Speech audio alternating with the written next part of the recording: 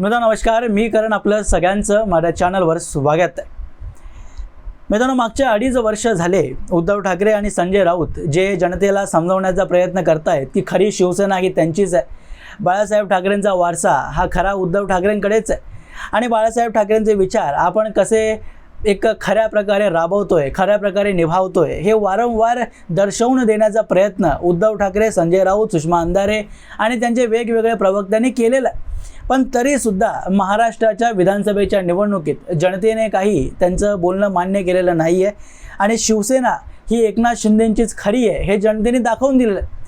त्यामुळे जर आपल्या नावावर, आपल्या शब्दांवर जर जनता विश्वास ठेवत नसेल तर कदाचित मग जर बाळासाहेब ठाकरेंच्या आवाजातच जर आपला अजेंडा आपण राबवला तर जनता आपल्या बोलण्यावर विश्वास ठेवू शकते असं मला वाटतं। विचार संजय राऊतांच्या मनात आणि उद्धव ठाकरेंच्या मनात आलेला असावा। त्यामुळेच कालच्या नाशिकच्या निर्धार शिबिरामध्ये त्यांनी जे AI तयार केलेलं बाळासाहेब ठाकरे यांच्या आवाजाचं भाषण लोकांना ऐकवलं।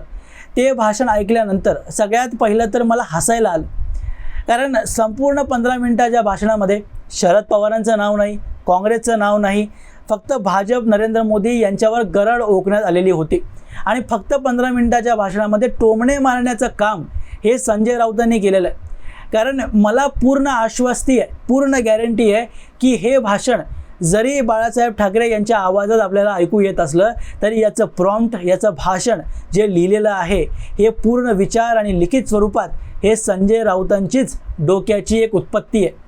आणि बाळासाहेब ठाकरे हे खरंच हयातीत असते, जिवंत असते आणि हे 15 मिनिटाचं भाषण जर त्यांनी ऐकलं असतं तर व्यासपीठावर जाऊन संजय राऊतांच्या कमरेत लाथ घातलेली असती आणि खरंच लाथ घातलेली असती। मी अगदी जबाबदारीने बोलतो, कारण मित्रांनो AI हा फक्त कुठल्याही व्यक्तीचा आवाज तयार करू शकतो। एका दोन त्याला सॅम्पल दिले की कुठल्याही व्यक्तीची एक AI आवाज तयार करण्याची क्षमता या आजकालच्या टेक्नॉलॉजीमध्ये आलेली आहे। पण त्या आवाजाने त्या व्यक्तीच्या मुखातून कोणते शब्द उच्चारून घ्यायचे आहेत हे त्या व्यक्तीवरच एक निर्धारित असतं। तुम्हाला फक्त आवाज तयार करून AI देऊ शकतो, पण जे बोलायचं आहे ते तरी तुम्हालाच लिहायचं आहे।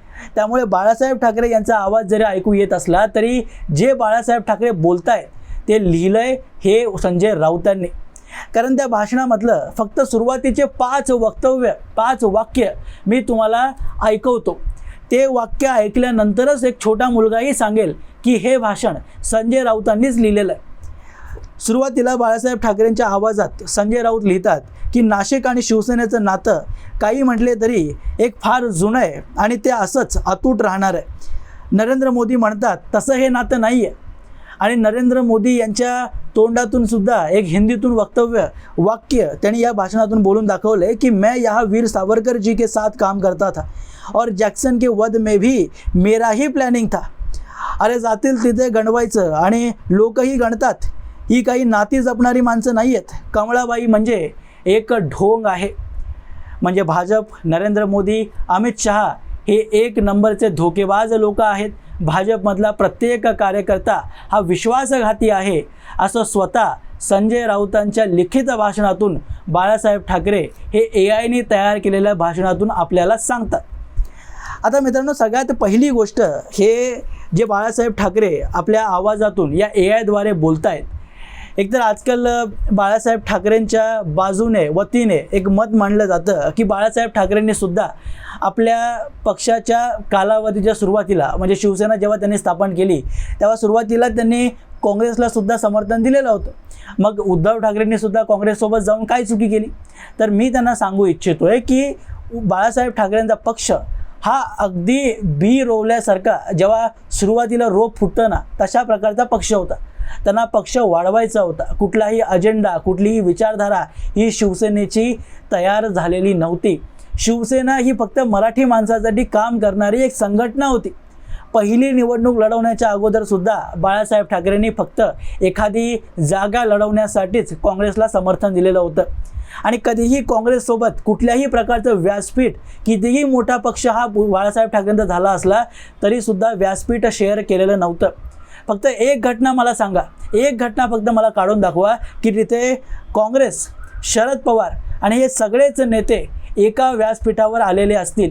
एका व्यासपीठावर मी म्हणतोय फक्त ती कम्युनिस्ट पक्ष, शरद पवार आणि बाळासाहेब ठाकरे हे संपूर्ण हयातीत म्हणतोय राजकारणात फक्त एकदाच आपल्या आयुष्यात एका व्यासपीठावर आलेले होते आणि त्याचं सुद्धा कोणत्याही प्रकारचं फलित आपल्याला मिळालेलं नव्हतं. राजकीय युती करण्याचा प्रयत्न बाळासाहेबांनी सुरुवातीच्या काळात शरद पवारांसोबत केलेला होता, पण शरद पवारांनी हे पूर्णपणे हकलवून लावलेलं होतं. कारण शरद पवारांना माहिती होतं की बाळासाहेब ठाकरे यांच्यासोबत युती जर केली तर त्यांचीच जो बोलवाला आहे तो युतीत राहील. आपल्याला कोणत्याही प्रकारचा अजेंडा त्या युतीमध्ये आपल्या पक्षाचा राबवता येणार नाही. त्यामुळे अगदी जाणून असणारे शरद पवारांनी बाळासाहेबांपासून दूरी ही ठेवलेली होती. आणि मग अचानकपणे संजय राऊत हे शरद पवारांकडे जेव्हा जातात युती करण्यासाठी, आघाडी करण्यासाठी, आणि शरद पवारही लगेच तयार होतात, तेव्हा एक गोष्ट कळते की बाळासाहेब ठाकरेंपेक्षा उद्धव ठाकरेंची विचारधारा ही किती वेगळी आहे.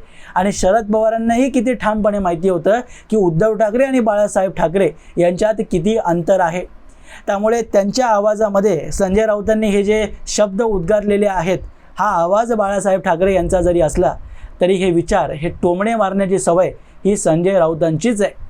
आणि दुसरं वक्तव्य जे या भाषणामध्ये संजय राऊत लिखित बाळासाहेब ठाकरे म्हणतात, भारतीय जनता पक्षाला आम्ही हिंदुत्वासाठी मोठं केलं, पण आज हिंदुत्वाचे खरे मारेकरी कोणी असतील तर हेच लोक आहेत.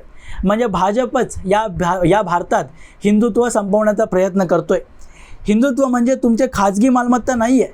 हिंदूंमध्ये भांडणे लावली जात आहेत आणि माऱ्या लावून ते नाना फडणवीस म्हणजे देवेंद्र फडणवीस हे मजेने बघतायत. एक गोष्ट ठासून सांगतो, तुमचे 100 बाप जरी खाली उतरले तरी शिवसेनेचे अस्तित्व तुम्ही संपवू शकणार नाही. आणि हे वक्तव्य मात्र संजय राऊतांनी अगदी बरोबर लिहिलेलं आहे. आणि त्यांच्या आवाजात AIने तयार केलेलं बाळासाहेब ठाकरे हे वक्तव्य जेव्हा देतात त्याच्याशी मी अगदी ठामपणे सहमत आहे. कारण शिवसेनेला भाजप हा कधीही संपवू शकणार नाही. कारण त्या पक्षाला संपवण्यासाठी स्वतः उद्धव ठाकरेच हे तत्पर आहेत आणि सक्षम आहेत. त्यांच्याकडे तेवढी जी एक क्षमता लागते ती उद्धव ठाकरेंकडे आहे. आणि आपल्या पक्षाला कसं संपवण्याचा रोडमॅपसुद्धा त्यांच्याकडे आहे. हे मागच्या 2.5 वर्षांमध्ये त्यांनी दाखवून दिलेलं आहे. सुषमा अंधारे असतील, संजय राऊत असतील, प्रियंका चतुर्वेदी असतील, अशा लोकांना आपल्या पक्षात आणायचं, आपल्या पक्षाची बाजू मांडायला सांगायचं आणि आपण कसं हिंदुत्व सोडलो आहे हे भाजपला सांगण्यापेक्षा या लोकांची वक्तव्य ऐकूनच लोकांना पटेल. त्यामुळं उद्धव ठाकरे हेच पर्याप्त आहेत बाळासाहेब ठाकरे यांची शिवसेना संपवण्यासाठी. भाजपला, नरेंद्र मोदींना, अमित शहांना किंवा नाना फडणवीस ही जी पदवी या लोकांनी देवेंद्र फडणवीसांना दिली आहे, ते देवेंद्र फडणवीसांना सुद्धा कोणत्याही प्रकारचा प्रयत्न करण्याची गरज नाही आहे.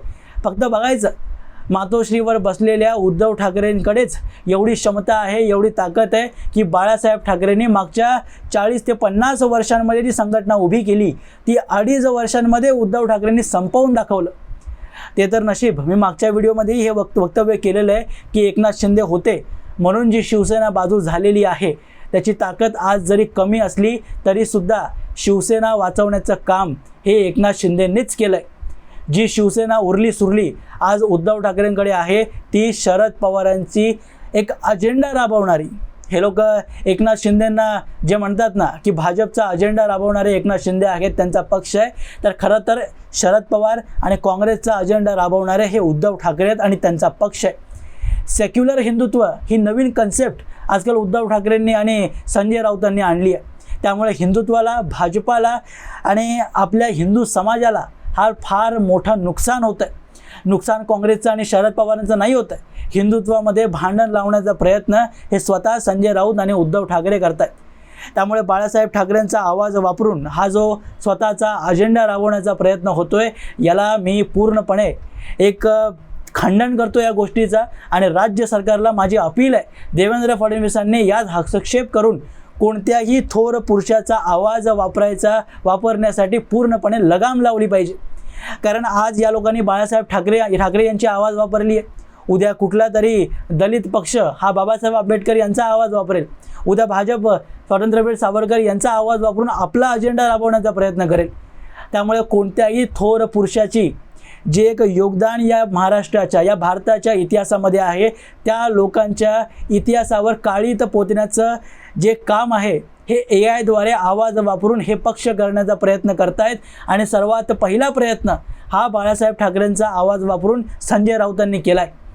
कारण आपले टोमणे मारण्याची सवय जी त्यांना रोज आहे, आपले टोमण्याचा जर एक काय म्हणावं प्रभाव जर राजकारणावर पडत नसेल तर बाळासाहेब ठाकरे यांचा आवाज वापरून आपले टोमणे राबवण्याचा प्रयत्न हा संजय राऊत करतायत. त्यामुळे राज्य सरकारला याच्यात इंटरव्हीन केलं पाहिजे आणि बाळासाहेब ठाकरे यांची छवी जी आमच्यासारख्या सामान्य हिंदू व्यक्तीच्या मनात आहे, हिंदू हृदय सम्राट म्हणून ज्यांना आम्ही आमच्या हृदयाचा सम्राट घोषित केला आहे, त्या बाळासाहेब ठाकरेंचा आवाज वापरण्याचा हक्क संजय राऊतांनाही नाही आहे, नाही त्यांचा पुत्र म्हणवणाऱ्या उद्धव ठाकरेंनाही नाही आहे. कारण तुमचे पिता असतील, ते जन्मजात पिता असतील, पण तरीसुद्धा बाळासाहेब ठाकरे हे तुमची खाजगी संपत्ती नाहीत. हे बाळासाहेब ठाकरे आमचे हृदयाचे नेते आहेत आणि त्यांच्या आवाजाचा चुकीचा वापर करून जर तुम्ही तुमच्या राजकारणाची चपाती आणि भाकरी आणि जे काही तुम्हाला म्हणायचे ते भाजण्याचा प्रयत्न करणार असाल तर त्याचं पूर्णपणे मी खंडन करतोय आणि प्रत्येक बाळासाहेब ठाकरेंच्या शिवसैनिकांनी याच्या विरोधात उभं राहिलं पाहिजे. तुम्ही राजकारण करा, तुम्ही हिंदुत्व सोडा, तुम्हाला काय करायचं आहे ते करा, पण बाळासाहेब ठाकरे यांचा आवाज वापरण्याचा हक्क आणि तुमचा अजेंडा त्यांच्या आवाजातून राबवण्याचा प्रयत्न जे तुम्ही करताय हे पूर्णपणे चुकीचं आहे. त्याला मी विरोध करतोय. असो मित्रांनो, याबद्दलची तुमची मतं मला कमेंट बॉक्समध्ये अवश्य सांगा आणि असेच माहितीपूर्ण व्हिडिओज पाहण्यासाठी माझ्या चॅनलला सबस्क्राईब जरूर करा. भेटूया पुढच्या व्हिडिओमध्ये. तोपर्यंत जय हिंद, जय महाराष्ट्र.